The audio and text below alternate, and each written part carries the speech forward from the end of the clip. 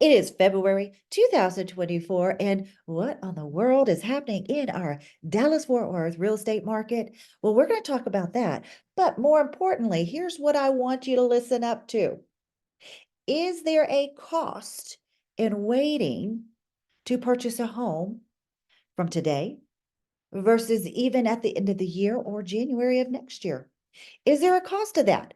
That's what we're going to talk about. And here's why. Okay.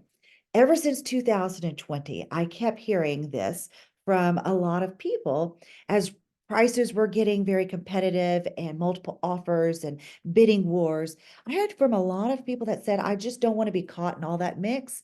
I'm going to wait till the market calms down.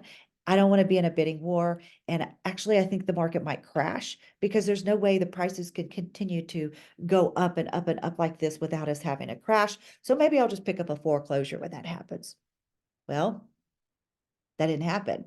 And then in 2022, what we saw is interest rates start going up. And then we heard a lot of, well, you know what? I just don't know that I want to buy with a high interest rate now. I'm going to wait until the rates come down lower to make a purchase.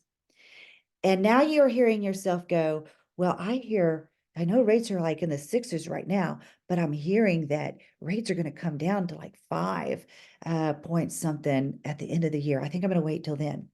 Well, if this is you or you know somebody like this, let's talk because that's what we're going to talk about is there a cost to waiting on rates to come down or prices to come down? I don't know.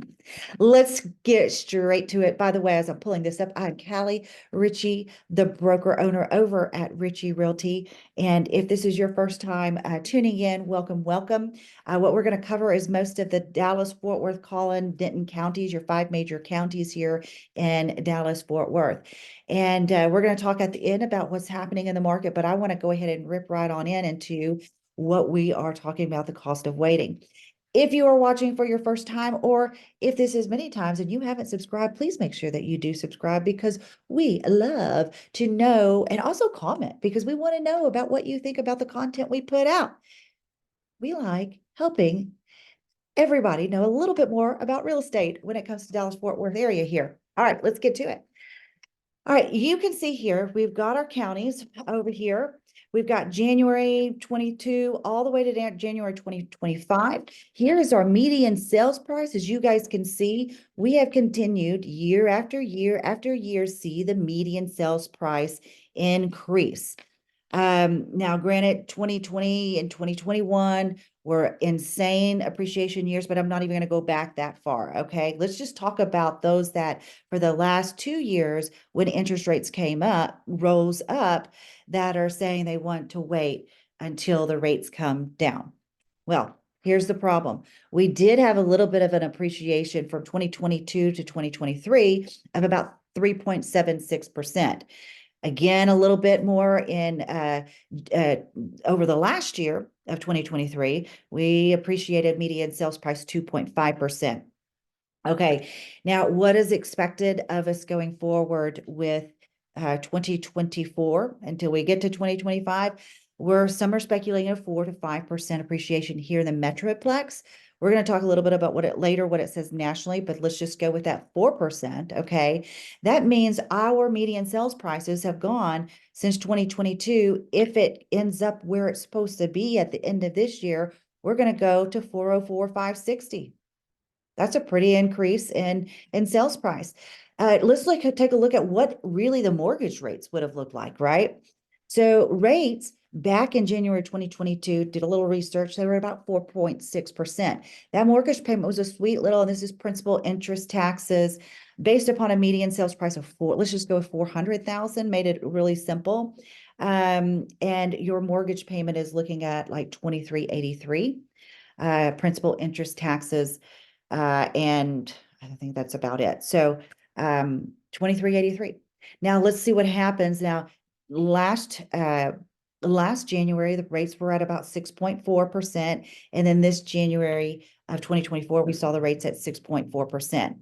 Now, again, they were predicting the rates are going to drop to about 5.9%. So let's take a look. Yeah, absolutely. If you bought any time in January 2022, you're looking at over a $500 difference between where the mortgage rates would be had you bought in January 2024, this year. Okay, about a $500 difference, right? Actually $600, almost $600 if you really want to get there. That's a pretty significant jump in your mortgage rate, not gonna lie. All right. And now if the rates do come down to 5.9%, look what they're going to be. We're going to go from 29.64 to 29.78. And why is that? Well, let's talk about it. All right, guys. That's because we have that appreciation. That total sales price, if you're waiting to purchase a home, is going to cost you about $15,560 more than what it's going to be today. So if you bought today and your mortgage payment is $29.64, yes, it's still going to be more expensive waiting till next year when rates come down to 5.9%. 5.9, it's still going to be higher, and you're missing out on over $15,000 worth of equity. So that's a cost. That's just from waiting from now where rates are and waiting until the end of the year when rates come down to 5.9%. Put that in your pipe and smoke on it. Now, what about those of you that have been holding out since 2022? Well, your mortgage payment was like $23.83, okay, on that $400,000 home with 20% down.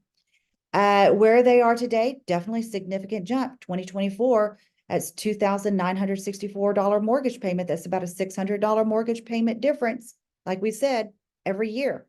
If we multiplied that by the last 24 months from 2022 to 2024, hey, we can't deny that you're paying an extra $13,944 over that 2-year course of time. Can't deny it. You're spending more money month to month. But check this out.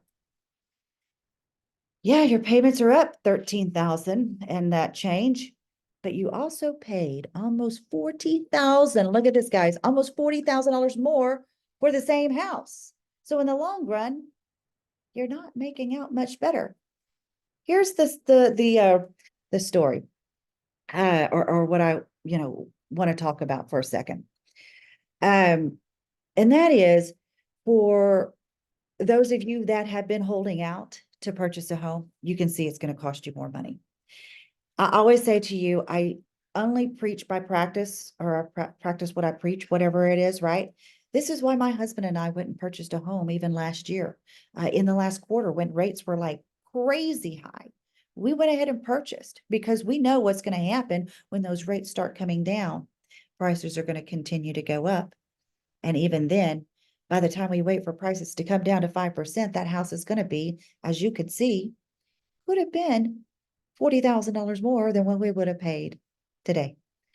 So I live by example. Just remember that one. All right, now let's go to, get back to our handy dandy screen here again.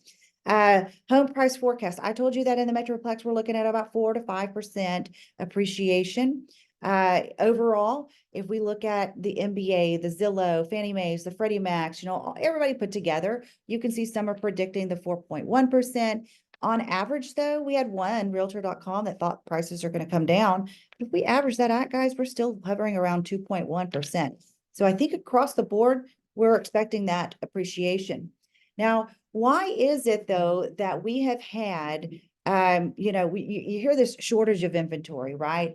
And that's because a lot of people that are holding those loans, look at those people that are holding 3% to 4% loans, they were not selling, okay? We expect sales to be more this year, even though rates are higher, right? Those people were historically not going to sell, and some of them still won't sell today. That's still going to affect our inventory. But here's what's really started to happen. This comes from Lance Lambert, who says we might be at a peak of our lock-in effect. Some move-up or lifestyle sellers might be coming to terms with the fact 3 and 4% mortgage rates aren't returning anytime soon. So basically, if they want to get into the house, they got to go ahead and make the move now, right? Because we may never see those again. Who knows? Or when it's going to be. And I really think that that's why we have started to see a pickup in our market today, is because we have seen those that have been on the fence and saw the rates go up to 7, 8%. They were definitely on the fence, but we're seeing now that rates are starting to come down, more people getting out into the market. As you can see here, our interest rates of where we are today, we did just see rates go up a little bit. I'm not sure that the feds are going to lower the rates come March. It might be May before we start to see another drop in the rates. Nonetheless, people are still getting out in the market and shopping and making purchases.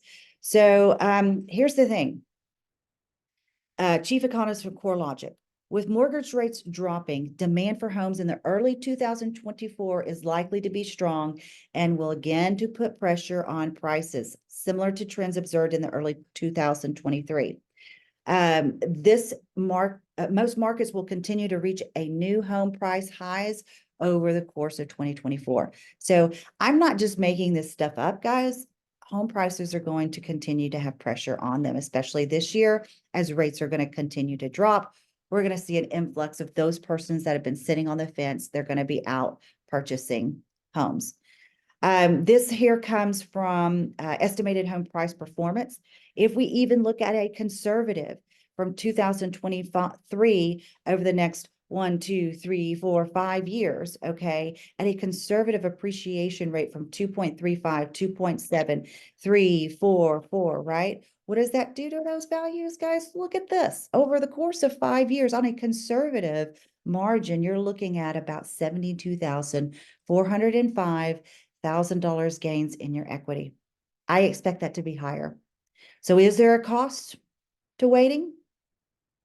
I'd like to see what you think in your comments below. So that's what I got for you guys on February 2024. Go and make March a wonderful month and meet me back here because we're going to talk some more about what's happening here in real estate in the Dallas-Fort Worth market.